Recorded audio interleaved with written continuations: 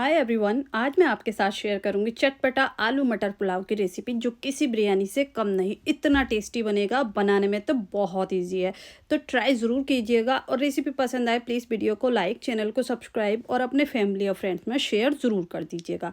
तो चलिए देख लेते हैं इस रेसिपी को कैसे बनाया। आलू मटर पुलाव बनाने के लिए देखिए हमने यहाँ पर एक कढ़ाई ले लिया। अब पैन पॉट कुछ भी ले सकते हैं।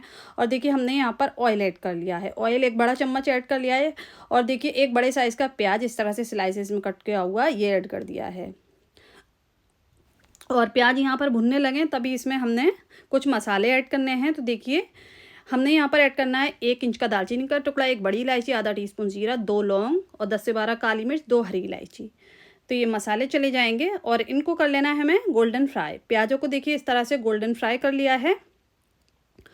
और जब प्याज गोल्डन फ्राई हो जाए तब इसमें हमने 1 टेबल स्पून अदरक लहसुन का पेस्ट ऐड कर देना है और इसको भी हमने भून लेना है ताकि इसकी जो अदरक लहसुन का रॉ फ्लेवर है वो निकल जाए। देखिए अदरक लहसुन भी अच्छे से भुन चुका है। तो इसमें हमने एक बड़े से साइज़ का टमाटर लिया था जिसको रफली चॉप कर लिया, तो ये ऐड कर देंगे। अब इसको हमने थोड़ा सा पकाना है, मतलब भूनना है ताकि टमाटर गल जाए। तो देखिए यहाँ पर टमाटर गल गए हैं। तो अब इसमें ऐड करेंगे आधा टीस्पून लाल मिर्च पाउडर और 1 टीस्पून हल्दी पाउडर ऐड कर देंगे। 1 टीस्पून धनिया पाउडर ऐड कर देना है। और देखिए नमक ऐड करेंगे 2 छोटे चम्मच यानी 2 टीस्पून नमक ऐड कर देंगे। बस ये पाउडर मसाले जाएंगे और अच्छे से इसको हमने मिक्स कर लेंगे। फ्लेम को हमने लो कर लिया है ताकि मसाले जले ना। और देखिए यहाँ पर हमने कुछ सेकंड के लिए मसालों को भून लिया है। तो अब इसमें हमने देखिए मटर लिए हैं 250 ग्राम यानी 250 ग्राम मटर और 4 मीडियम साइज़ के आलू जिसको हमने 4-4 पीसेज में कट कर लिया है, ये ले लिए हैं। तो ये ऐड कर दिए हैं। और इसको ऐड करने के बाद हमने देखिए थोड़ा सा भून लिया है 1 मिनट के लिए। अब इसमें ऐड करेंगे 2 टेबल स्पून दही। तो 2 बड़े चम्मच आप दही ऐड कर लीजिएगा, दही खट्टा हो तब भी चलेगा। दही ऐड करने के बाद अब इसको अच्छे से भूनिए। तो बहुत अच्छे से हम भून लेंगे। रेसिपी पसंद आ रही है प्लीज़ वीडियो को एक लाइक ज़रूर कर दीजिए और चैनल पर नए हैं तो सब्सक्राइब भी ज़रूर कर लीजिए। अब देखिए इसमें हमने पानी ऐड कर देंगे। हमने 1 गिलास बासमती राइस लिए हैं तो हम यहाँ पर 2 गिलास पानी ऐड करेंगे। और अब इसको कवर कर देंगे, एक बॉयल आने देंगे। फ्लेम को हाई कर दीजिए। तो देखिए जो पानी में बॉयल आने लगा है तो अब इसमें हम राइस ऐड करेंगे। बॉयल आने के बाद ही राइस ऐड कीजिएगा। तो देखिए हमने 1 गिलास राइस लिए हैं, बासमती राइस है, इसको 1 घंटे के लिए धोकर भिगो दिया था। अब इसका सारा पानी हमने निकाल दिया और इसमें सिर्फ राइस ऐड करे हैं। अब हल्के हाथों से इसको मिक्स कर लेंगे। तो देखिए हमने यहाँ पर हल्के हाथों से मिक्स कर लिया है और आप कवर कर देंगे, पकने के लिए छोड़ देंगे। नमक यहाँ पर आप टेस्ट कर लीजिए, कम लगे तो और ऐड कर सकते हैं।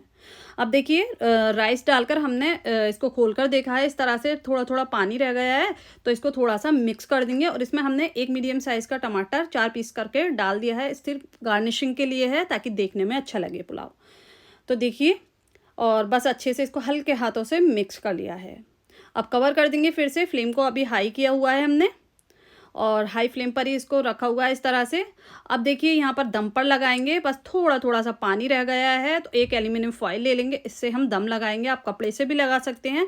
फ्लेम को बिल्कुल लो कर दीजिए, कवर कर दीजिए इसके लिड से और इसको हमने 10 से 15 मिनट के लिए बिल्कुल लो फ्लेम पर छोड़ देना है। तो आप 10 मिनट के लिए छोड़ दीजिएगा लो फ्लेम पर और 10 मिनट बाद फ्लेम को बंद कर दीजिएगा। फिर उसके बाद 10 से 15 मिनट बंद फ्लेम पर ऐसे ही और छोड़ दीजिएगा, जिससे कि हमारे राइस एकदम खिले खिले बनेंगे। मतलब फ्लेम बंद पर भी हम 10 से 15 मिनट और छोड़ देंगे। ये देखिए इस तरह के राइस हो जाएंगे, एकदम लॉन्ग ग्रेन बनेंगे। और ये देखिए खड़े हो गए हैं राइस, मतलब बहुत अच्छे राइस कुक हुए हैं और बिल्कुल भी ये चिपकेंगे नहीं। ये देखिए बहुत ही लंबे लंबे चावल बने हैं, ये देख सकते हैं, और एकदम खिले खिले हैं। तो बस यही कुछ टिप्स और ट्रिक्स होते हैं राइस को एकदम परफेक्ट बनाने के लिए। तो यहाँ पर देखिए सर्व कर लेंगे और यहाँ मैं सर्व करूँगी बूंदी के रायते के साथ।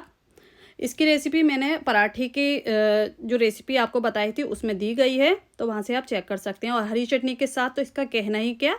तो ट्राई ज़रूर कीजिएगा और जब भी आप ट्राई करते हैं ना तो मुझे कमेंट कर ज़रूर बताइएगा कि आपकी ये रेसिपी कैसी बनी। रेसिपी पसंद आई हो प्लीज़ चैनल को सब्सक्राइब और वीडियो को लाइक और अपने फैमिली और फ्रेंड्स में शेयर ज़रूर कर दीजिएगा। तो मिलती हूँ नेक्स्ट रेसिपी में, तब तक के लिए बाय बाय।